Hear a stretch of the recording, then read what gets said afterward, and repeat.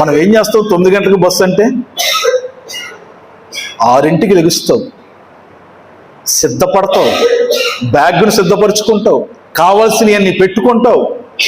9 గంటలకి ఒక 5 నిమిషాల ముందన్నా వెళ్ళి ఎక్కడ ఉంటావు? నువ్వు బస్ స్టాండ్ దగ్గర నిలబడి ఉంటావు, సూట్ కేసు పట్టుకొని, బ్యాగ్ పట్టుకొని. ఎందుకు? 9ంటికి వస్తుందని తెలుసు నీకు. తెలిసినప్పుడు ఒక 5 నిమిషాల ముందు నిలబడతావు, సిద్ధపడి అన్ని సిద్ధపరచుకో. ఒకవేళ అది 9:30కు వచ్చినా ఇబ్బంది ఏమైనా ఉంటుందా?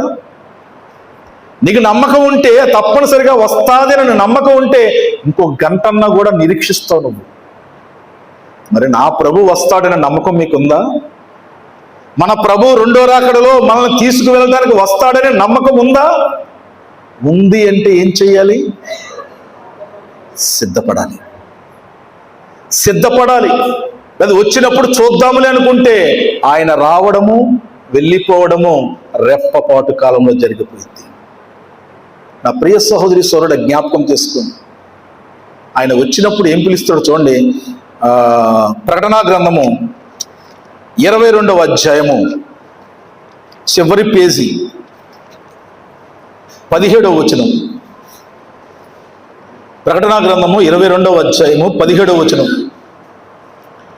ఆత్మయు పెండ్లి కుమార్తెయు రమ్ము అని చెప్పుచున్నాడు, వినివాడును రమ్ము అని ఏం చేస్తున్నాడమ్మా?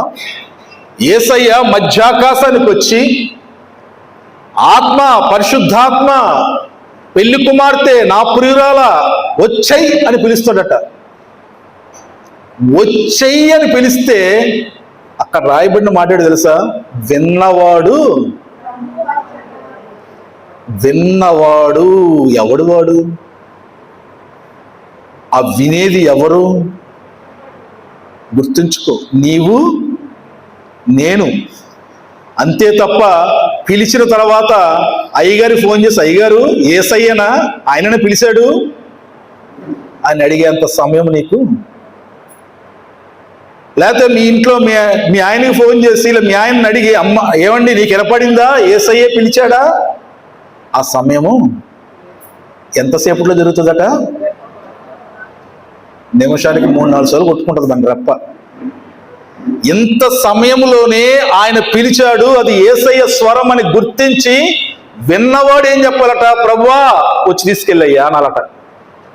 మేము రాలేము, నువ్వు వచ్చి అని చెప్పాలట.